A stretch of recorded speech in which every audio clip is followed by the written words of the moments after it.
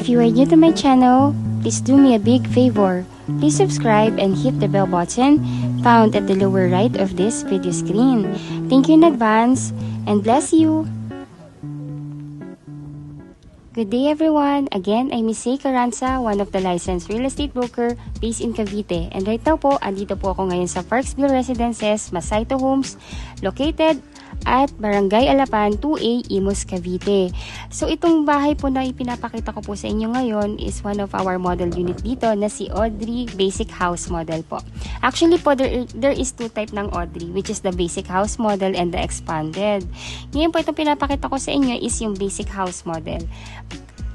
Ang lot area po nito ay 55 square meter at ang floor area ay 45 square meter. Complete turnover na to. So meaning to say po, may 2 bedrooms na rin po ito. Meron ng 1 toilet and bath and meron ng provision for your dirty kitchen and laundry area sa likod. As you can see din po, meron na rin po siyang garage.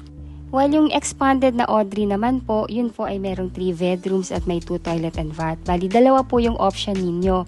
Pag sinabi pong expanded naman, mas malaki lang yung lote, which is 72 square meter at ang floor area ay 60 square meter. Ito pong pinapakita ko po sa inyo ngayon is the actual turnover ng unit po. Complete turnover na po ito, so meaning to say po may mga tiles na rin po siya, may mga partition na.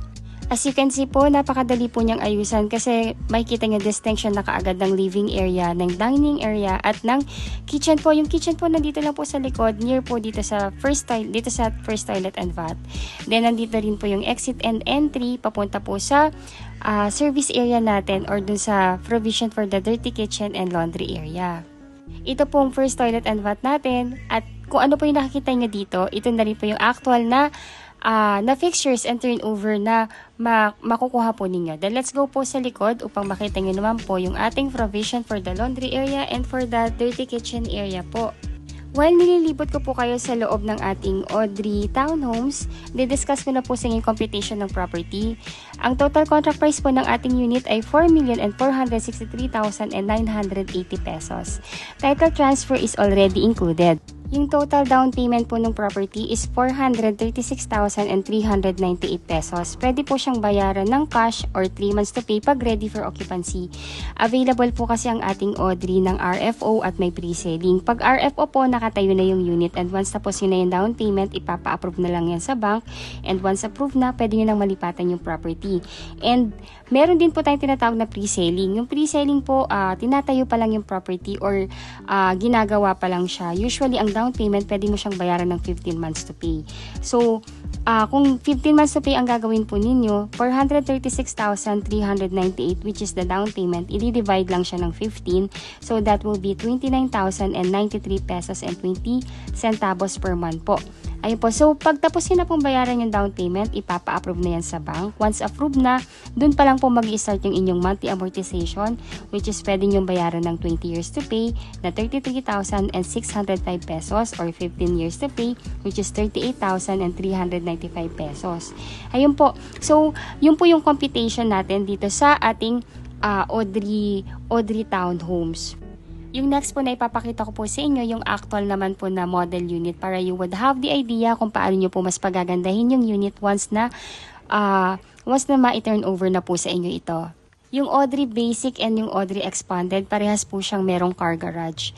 Kung kayo po ay OFW at wala dito sa Pilipinas at nais nyo na pong mag-reserve ng inyong pangarap na bahay dito sa amin sa Parksville Residences, itong si Audrey Townhomes, pwede po kayong mag-reserve through online and magtalaga po kayo ng inyong magiging immediate family member na magiging representative dito sa pagkuha ng inyong pangarap na bahay. Sila po yung ititripping namin at magsasign ng mga documents patungkol sa pagkuha po ninyo ng property dito sa atin sa Pilipinas. As your requirements po, kailangan po namin ng inyong 2 valid Philippine ID, passport niyo po with your latest arrival departure stamp, yung latest COE po ninyo, and or yung latest job contract po ninyo.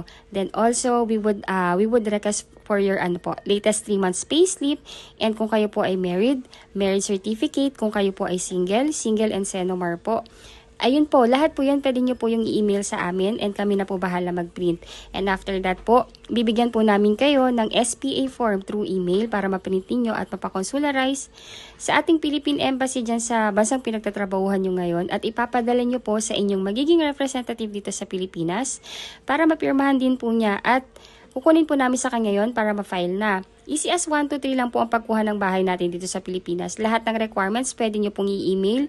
Ang pagtutuunan nyo lang po ng konting panahon ay yung SPA form. Easy as 1, 2, 3 lang po.